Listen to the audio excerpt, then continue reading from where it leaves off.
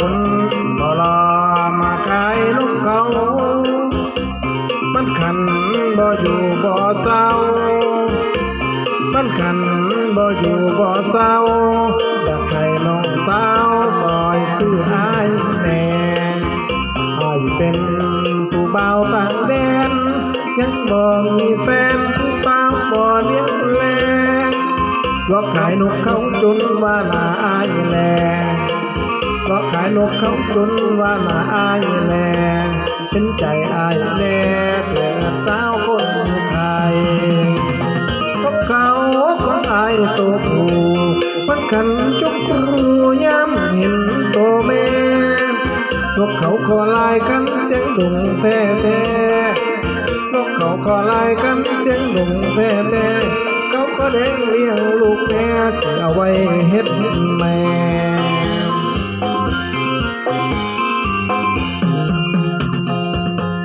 โอ้เด้น้องลาน้องสาวคนไกลลาน้องสาวคนไกลเสือนกเขาซอยอายแน่นกเขาก็แดงมามันเลี้ยงลูกแพ้ซื้อไว้แน่ซื้อไว้เฮ็ดแนวซื้อไปแน่ละซื้อไว้เฮ็ดแนวนางไงกันอยู่เฮือนบ่มีครูให้ซื้อนกเด้อกับอายเอาไปกันบัดยามเหงาเด้อยามเหงา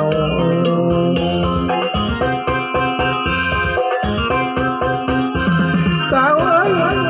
กันบ่นกเขาอายกันแต่เจ้าจะหอดคำกันแต่คำจะสอดแกงยันนั่งน้องมานายแหน่นั่งน้องนายแหน่บ่าวบ้านไก่เงินมาลายมาขายนกเขาเป็นวิชาเก่าของพ่อให้มาย้ำเวลาว่างไปต่อนกเขาอยู่หัวนา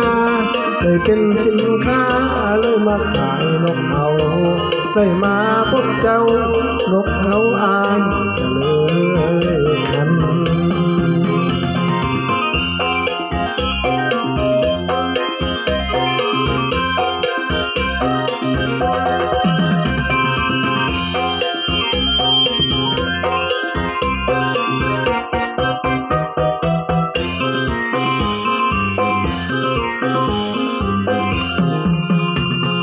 โอ้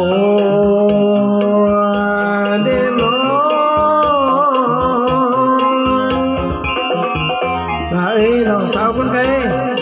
ลาน้องสาวคนไกลซื้อนกเขาซอยอายแน่นกเขาก็แดงแล้วมันเลี้ยงลูกแพ้ซื้อไปแน่ละซื้อไว้เฮ็ดแนวซื้อไปแน่ละซื้อไว้เฮ็ดแนว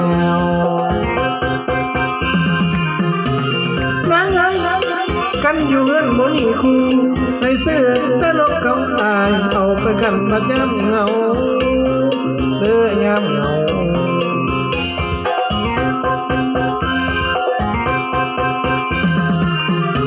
สาวเอ้ย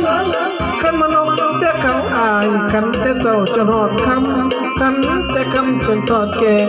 ยันนั่งน้องดอกนายแหน่นั่งน้องนายแหน่บ่าวบ้านไกลเงินมาลายมาขายนกเขาเป็นวิชาเก่าของพ่อให้มาย้ำเวลาว่างไปต่อนกเขาอยู่หัวนาเคยเป็นสินค้า